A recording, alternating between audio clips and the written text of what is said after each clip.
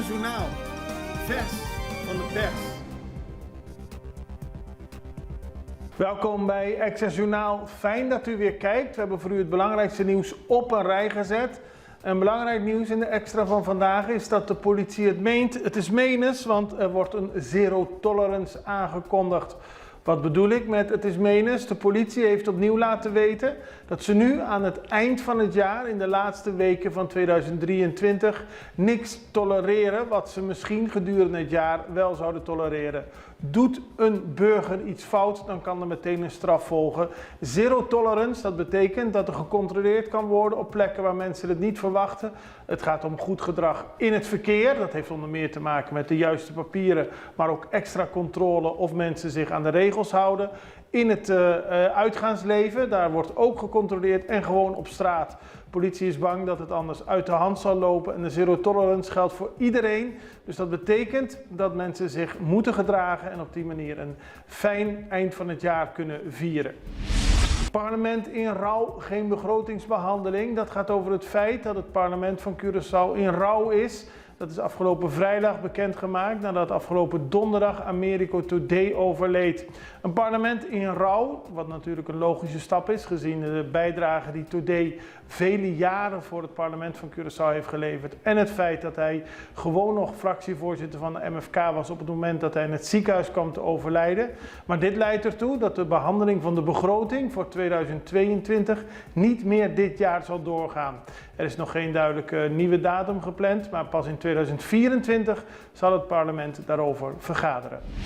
Nog steeds geen akkoord tussen Den Haag en Aruba. Dat blijkt uit een brief die staatssecretaris Alexandra van Huffelen heeft gestuurd aan de Tweede Kamer over de situatie met Aruba.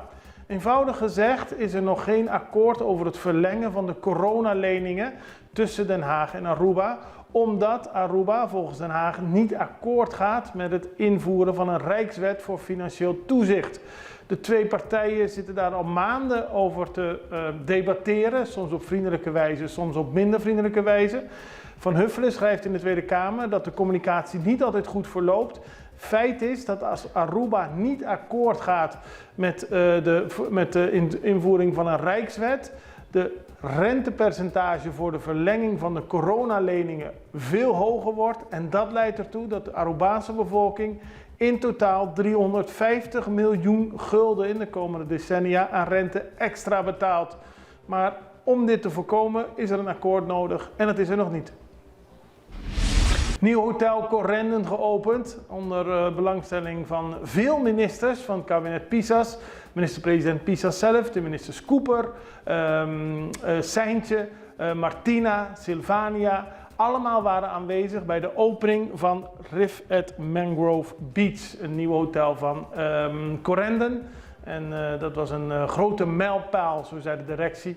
De directeur van Corendon is blij met de opening en zegt: dit toont aan dat we hier zijn om te blijven op Curaçao.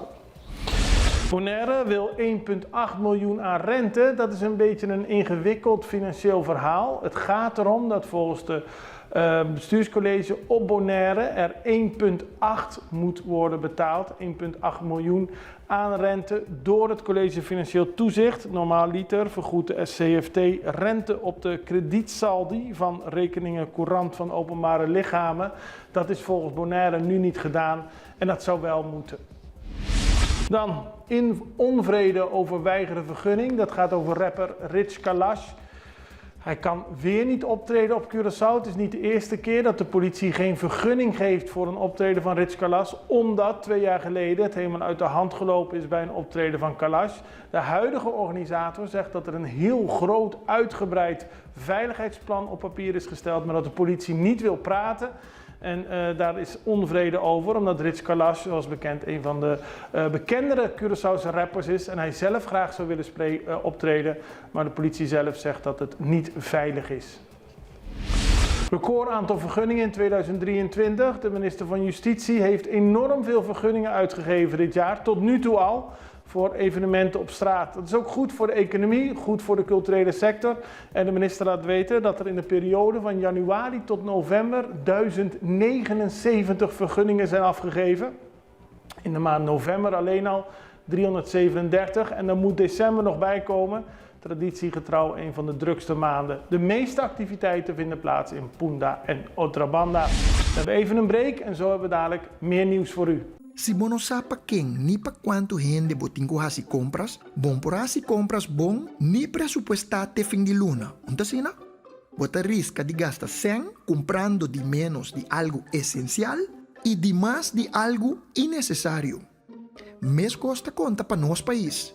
Sin bon data, nos no por planificar. Por ejemplo, quanto adulto maior tem? E mucha kuta ba escola? E quanto tem disabilidade? PCI CBS está organizar Censo 23. Para toda instância comester de boa informação por hanhas aqui. Família cooperar, saco Censo 23 tapa hanha vista total, correto e anônimo. E família aqui tá cooperar. Abo dame? Pa nossa com nos tá.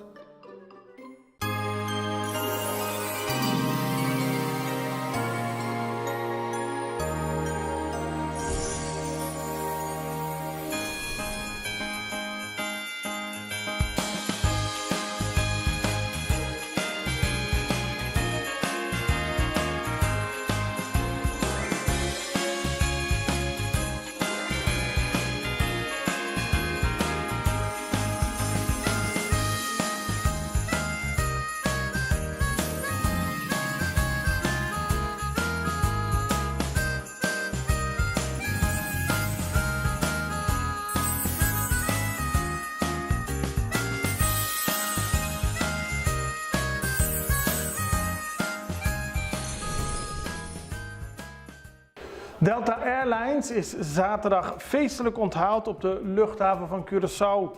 Bij aankomst werd het vliegtuig begroet met een traditioneel watersaluut van de luchthavenbrandweer.